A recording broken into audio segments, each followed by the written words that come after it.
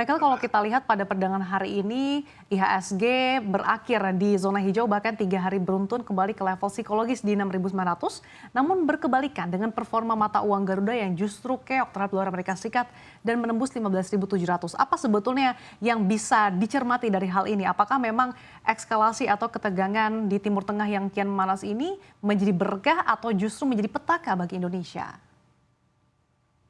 Menurut kita salah satu faktornya mungkin tadi sempat disinggung juga tentang perang yang sedang antara Israel, perang di Israel ya. Ini juga akan memberikan dampak penguatan terhadap dolar. Di mana kalau kita lihat tadi sempat juga disinggung US dollar rupiah currency kita ada mengalami pelemahan, tetapi ini lebih banyak dikarenakan faktor penguatan dolar terhadap rupiah. Selain dari itu pun kita lihat harga minyak dunia pun naik dan seperti yang kita tahu kita adalah net importer minyak untuk negara Indonesia. Maka dari itu ini bisa mendorong atau cenderung menurunkan currency rupiah dengan ekspektasi adanya inflow ya dari atau kenaikan impor dari harga minyak meningkat. Itu. Lalu apa yang mendorong IHSG justru berakhir di zona hijau selama 3 hari beruntun? Apakah memang pelaku pasar ini mengesampingkan terkait dengan ekspektasi kenaikan suku bunga acuan The Fed dan juga terkait dengan ketegangan yang terjadi di Timur Tengah, Mas Michael? Ya, salah satu faktornya sebenarnya dari IPO yang baru-baru ini yaitu Brent. Kalau kita lihat Brent memang menunjukkan arah ya atau auto rejection atas. Ini meningkatkan mensupport JCS sekitar 9,5 poin di hari ini. Jadi selain dari itu beberapa large cap banks memang ada technical rebound sedikit, tetapi jika kalau kita take out Brent sebenarnya market tidak terlalu positif ya, hanya mungkin plus 0,2 sampai 0,3%. Oke, apakah dengan eskalasi yang terjadi di Timur Tengah ini akan membuat emiten-emiten di sektor migas dan juga batu bara ini akan pesta pora berkepanjangan hingga akhir tahun atau Anda melihat ini hanya bersifat sementara? Hanya short term mungkin Bu, karena kita lihatnya untuk forecast tahun 2024 harga minyak masih cenderung koreksi 4-5% dibandingkan average tahun ini.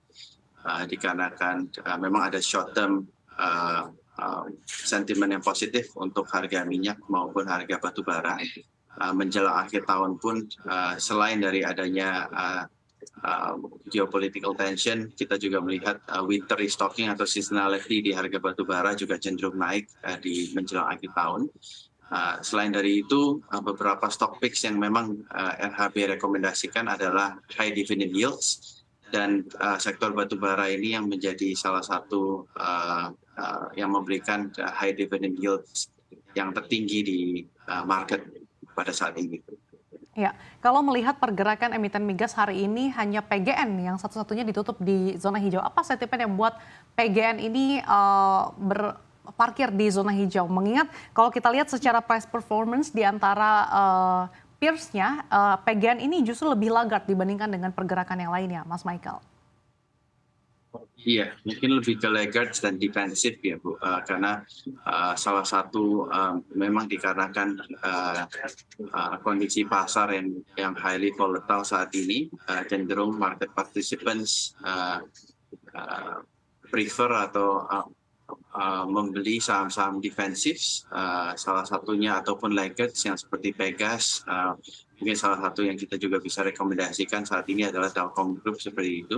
Dan juga perusahaan-perusahaan yang memberikan dividend yield yang tinggi. Untuk Pegas memang kalau korelasi dengan harga minyak atau migas pun tidak terlalu positif dibandingkan seperti Medco ataupun energi Persada, Mega Persada ataupun Alnusa seperti itu. Oke, untuk emiten-emiten di sektor migas, emiten mana yang memiliki upside potensial yang cukup tinggi, Mas Michael? Dari rekomendasi kita adalah di Medco Energy dengan dengan upside kurang lebih 20-30% dari level saat ini. Oke, Medco Energi Internasional sekali lagi disclaimer on pemirsa, kalau untuk pergerakan harga batu bara meskipun memang belum mampu untuk kembali ke atas level psikologis $150 per metric ton, tapi tampaknya batu bara juga ini kembali menguat. Seperti apa outlook Anda terkait dengan emiten-emiten di sektor batu bara ini? Apakah juga masih memiliki potential upside? Betul, karena menjelang dengan hasil di kuartal ketiga yang akan keluar mungkin dalam sampai dengan akhir bulan Oktober, kita akan melihat adanya upgrade dari konsensus atau analis di equity market, dikarenakan pada saat ini harga rata-rata estimasi dari market ataupun konsensus untuk Newcastle Index masih di level di bawah $150 per ton. Di mana seperti yang kita tahu year to date average untuk harga batu bara Newcastle berada di level sekitar $180 per ton. Maka dari itu setelah hasil laporan keuangan kuartal ketiga ini yang keluar, kita estimasikan akan adanya earnings upgrades dari analis-analis ataupun konsensus yang mengcover sektor batubara tersebut. Iya Mas Michael, kita juga tahu di akhir tahun, menjelang akhir tahun ini akan ada winter season, akan seberapa besar berdampak bagi pergerakan emiten-emiten di sektor batubara? Apakah Anda melihat emiten-emiten di sektor batubara ini untuk investasi jangka pendek atau justru sebaiknya long term?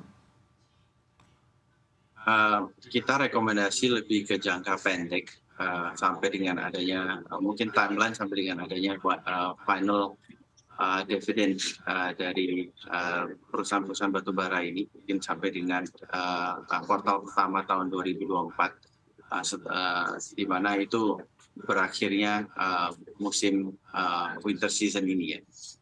Selain dari itu pun dikarenakan memang secara medium atau long term kita tidak melihat harga batu bara bisa sustainable even di atas harga $100 per ton seperti ini. Jadi memang ini kita selalu merekomendasikannya lebih ke short term atau trading buy sampai dengan awal tahun 2024. Oke, untuk short term, emiten-emiten mana nih Mas yang masih memiliki valuasi yang cukup menarik? Ya, preference kita saat ini itu di high CV atau perusahaan batubara yang mempunyai atau cenderung mempunyai resources ataupun batu bara yang dijual dengan kalori yang lebih tinggi. Salah satunya adalah di ITMG, di mana perusahaan ITMG pun memberikan atau secara historical memberikan dividen payout dan juga yield yang salah satu yang tertinggi di sektor batubara.